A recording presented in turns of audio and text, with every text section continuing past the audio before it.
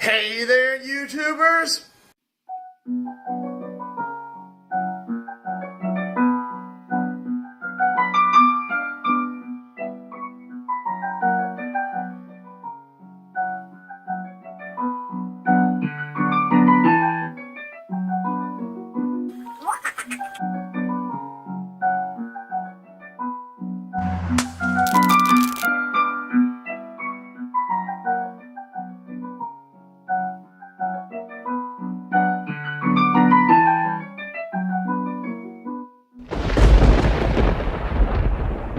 Professor Sheep here.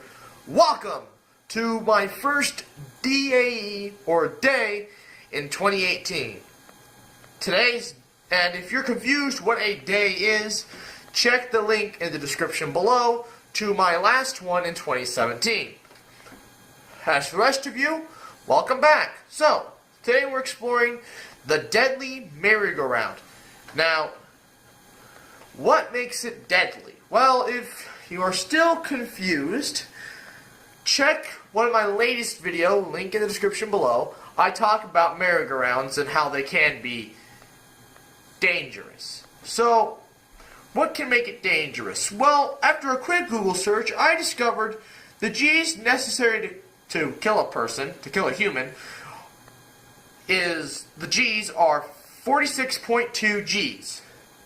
Now, for our purposes, I need to know what that is in meters per second. Well, 1 G is 9.8 meters per second squared. So I took 46.2 times 9.8, and I got 452.8 meters per second squared. That's the necessary acceleration to kill somebody. So I went from there to calculate a merry-go-round and how it could be dangerous. So I gave it a radius of 3 meters, which makes it have a circumference of 18.85 meters. At 2 revolutions per second, which is 18.85 times 2, gets you 37.7 meters per second. The equation from the merry-go-round episode to calculate centripetal acceleration is 37.7 squared over 3, which is the radius, so you have your velocity squared over your radius, gets you your acceleration of 473.8 meters per second squared. That's overkill. Perfectly capable of killing a person. So, the goal with this one is, the goal of the deadly merry-go-round is to design a merry-go-round that can be powered by a human. That you could, by your own means, power the whole thing and kill somebody. Well, through experimentation, it's pretty hard to get a merry-go-round to go the necessary speeds to kill somebody. I mean, that's fast. So, what do? Well, you build something like this. The blue lines are just for labeling sakes. Now, the radius, as I said here, is 3 meters. These bars here are supports. This is a counterweight because when this thing gets going up to speed, you need the weight to balance out this, because this is your chair where your person is going to sit. Down here, this is your power source, okay? So down here you have a bike, and you have somebody pedaling the bike, obviously. That box there is your transmission. Now, a transmission is what's key to doing this, because a person cannot physically pedal fast enough and get a bike pedaling fast enough to power this thing and to get the top up to speed and kill somebody. So then you have a transfer rod. So transfer rod, which transfers the speed from the transmission to here. Now, a transmission has gears in it, and these gears, you start off with 2 gears that are about the same. So let me just draw a diagram here. You start off with 2 gears that are going to be about the same size, and then as you get the gears up to speed, this gear stays the same, but this gear get a little smaller. This gear stay the same, and then they'll get even smaller.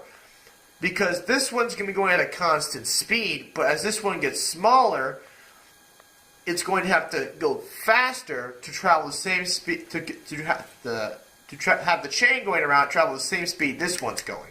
Because this one has a much larger circumference. This is the key. I'm putting the same energy input up here, but I'm getting a faster energy output. It's a conservation, but you're still conserving energy.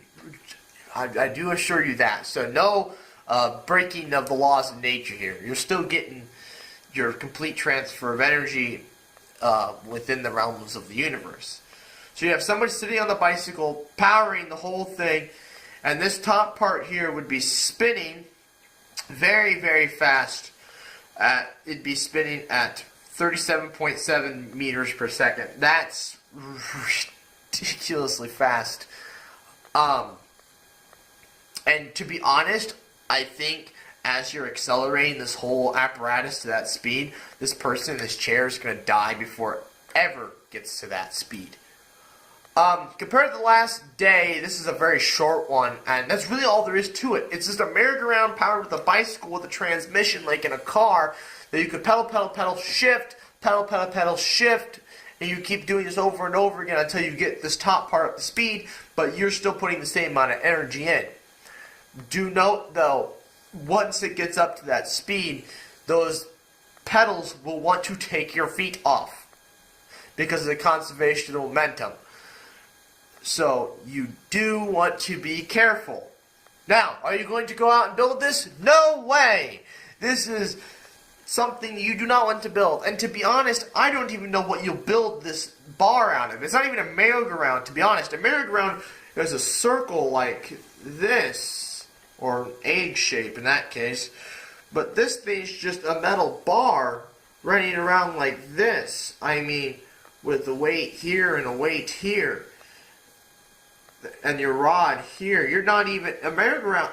It's not even a merry-go-round. It's just a bar with two weights to keep it balanced. I don't even know what you would use. I'm assuming you could probably make it out of aluminum. But if that's not enough, I'm assuming you could use carbon nanotubes. Make like a solid rod of carbon nanotubes. I think that'd be the best. But the materials of which you would build this out of are kind of out there. But I'm pretty sure you could build this. You need an Olympic athlete to pedal that bicycle, but you can build this. Are you going to? No, do not build this. Anyways, I would like to thank you all for watching. Please like, comment, and share. New videos every Friday, and good night.